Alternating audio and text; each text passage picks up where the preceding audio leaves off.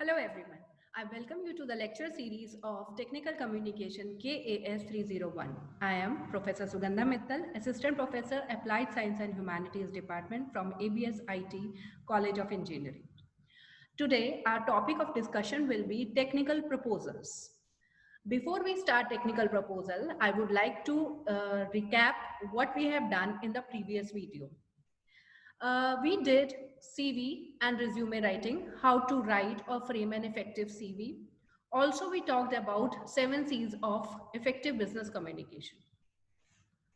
So today's outline will be proposals in general. We'll be discussing about technical proposals, objective, and then the importance or significance of technical proposals, and finally, types of proposals.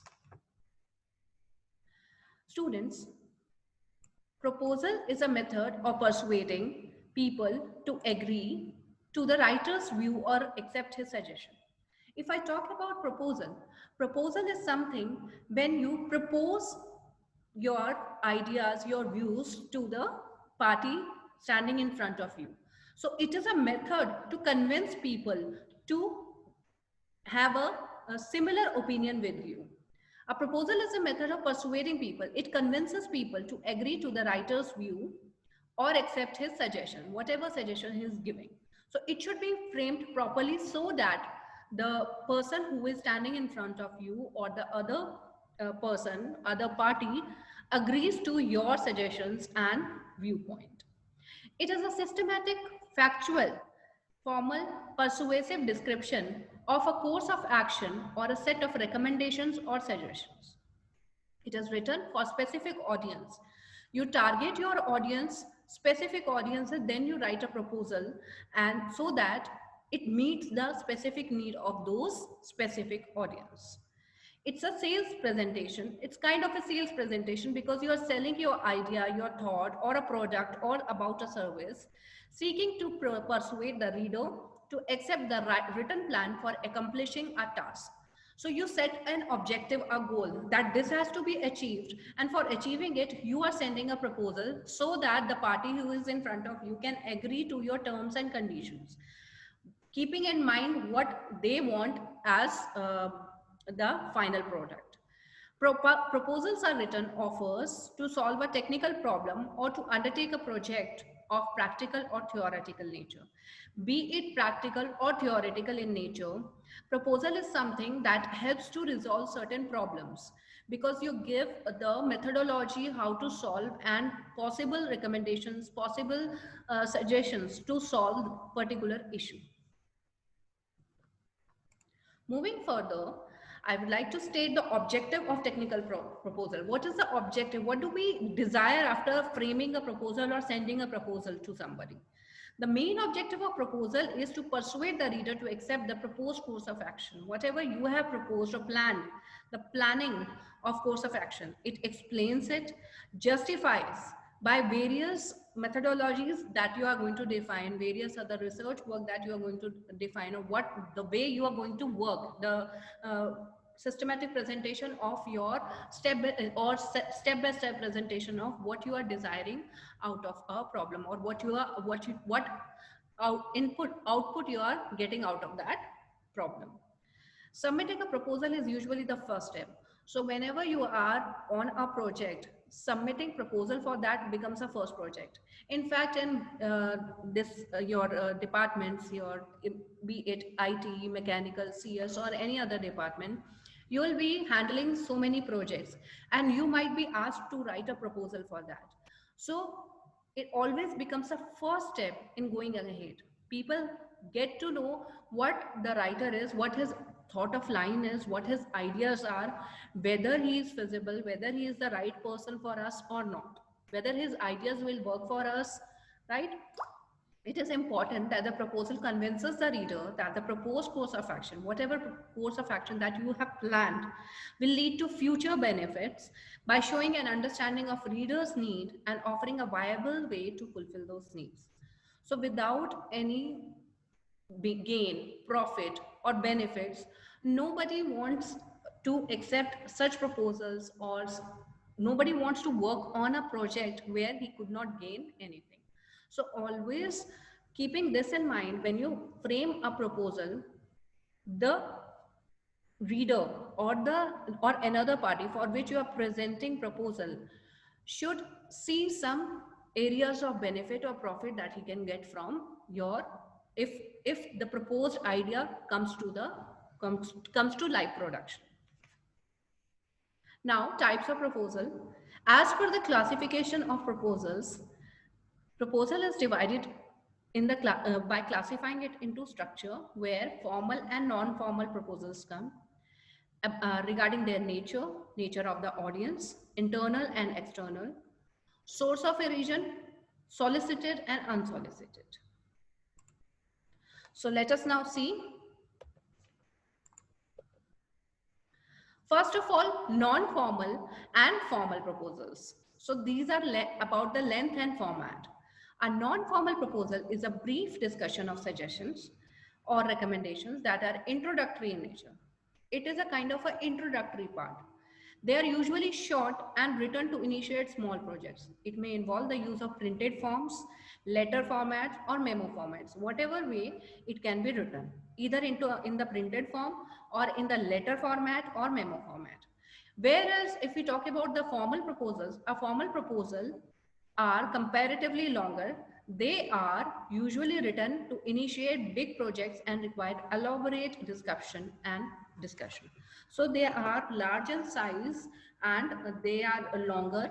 They are usually written for the big companies or big projects, where it elaborately or it completely describes about a procedure, about the discussion that is being held to achieve that particular project. It may consist of several sections and subsections. Now it can be divided because it's a long project, it's a long document. So in that case, various sections and subsections will be divided and can vary from a few pages to hundreds of pages. So there is no restriction to the page limit. Next is yours internal and external proposal that is based on nature of the audience. An internal proposal is addressed to readers within an organization. So whenever you are working, any issue, any problem has come, and for that your management has asked to present a proposal or send a proposal, then it may be called as internal proposal. It may offer to study a problem, situation, condition, or issue in the company, and may present different options for solving it. Here I have cited one example which tells you about proposing a plan to increase the sales of a company will require preparing an internal proposal. Now, your company's sale is dipping. So for that, you want to take out various solutions. So you ask your employees to prepare a proposal so that what methods we can adopt or the company can adopt so that its graph again starts to rise. Whereas if I talk about external proposals, they are communicated to people outside an organization. Now, this is not internal matter. When you are sending the proposal to outside organizations, then it comes under the heading of external proposal. It may offer a plan to solve a problem or situation of that organization. Now, certain organizations also hires people from other companies or maybe their own organization, so that they can resolve the problem that they are facing in their particular company and they are unable to resolve it at their end. They are more formal, detailed, and elaborate than internal proposals. Next one is solicited and unsolicited. Solicited proposal is written in response to a specific request from a client. So when a client asks or requests for a proposal, to write a proposal to solve a problem or for any other reason, that comes under the heading of solicited proposal. Many companies solicit proposals for their projects as they want the best people to take the projects. So this is hiring the best people so that their project, whatever project they are working on, should get maximum benefits.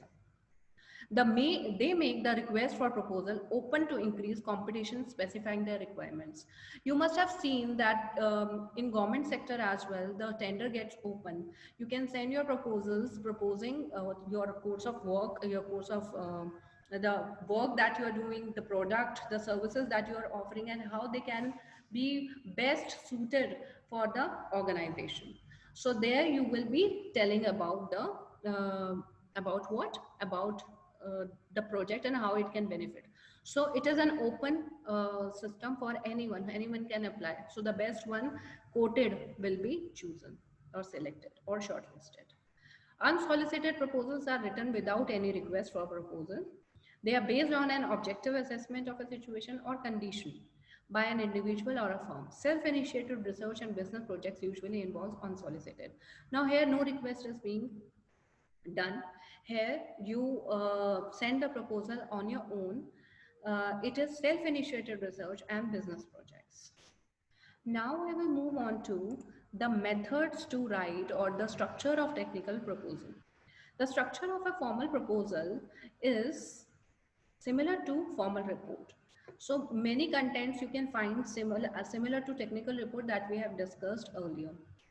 Here also title page is there where it is written a proposal on submitted, a proposal on, then you state the topic. So the topic is being stated. After that, submitted to, whom you are submitting it to, and who has submitted the proposal, then date. So there are certain basic details that are being covered in the title page. Then table of contents where it lists all the sections and subsections that you have divided your proposal. It provides the reader an overall view of the proposal by listing the headings and the subheadings with their page number. Next is list of figures. Any figures or tables that you have involved comes under this heading. Here in this section includes a list of tables, graphs, figures and charts used in the proposal. So you are not only going to write, you are going to use various facts and figures to state your point. So you listed figure 1 at page number 1, figure 2, or table 1, table 2 at which pages. So you have specified that. So this is a kind of diagram that I have made just to explain you how you put the figures. Now figure 1 could be here, then there could be a certain text, then reference to that particular text, figure 2 can be placed over there. So this way list of figures or tables can be put in your proposal or added in your proposal. Abstract or summary, you provide an abstract. It is a condensed version of the proposal because proposal could be for 50 pages long or 100 pages long or maybe 20 pages long. So at one go, one will not read. But if one refers to abstract or summary, one can know what is there in the proposal, right? Entire proposal, entire pages. For if you find it suitable for you, you go further and read it in detailed version.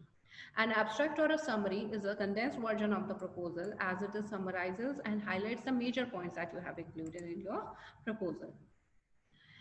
An abstract is more specialized and technical than an executive summary. Okay. Next one is methodology. It summarizes the proposed methods of data collection and procedure. So what data and how and where, from where you have collected the data and the procedures that you have applied to solve or investigate that particular problem or a situation. Then introduction, you introduce to your statement of problem, what you have found or what you want to propose to somebody. This section introduces to the proposal. It gives the background, states the purpose and discuss the scope. It may also try to persuade readers by highlighting the major advantages. Now, this is one of the major points which is different from technical report, that it states advantages and justify the proposed course of action by stating those advantages. That this is one of the advantages, that is why I have proposed this, and it has various advantages or merits, and they are so and so. Statement of the problem. Now you state the problem. This section contains an objective description of the problem that the proposal intends to address, as it links the proposed course of action to the needs of the reader and requirements of the situation. It gives credibility. So this portion gives credibility to whole report. Whole proposal.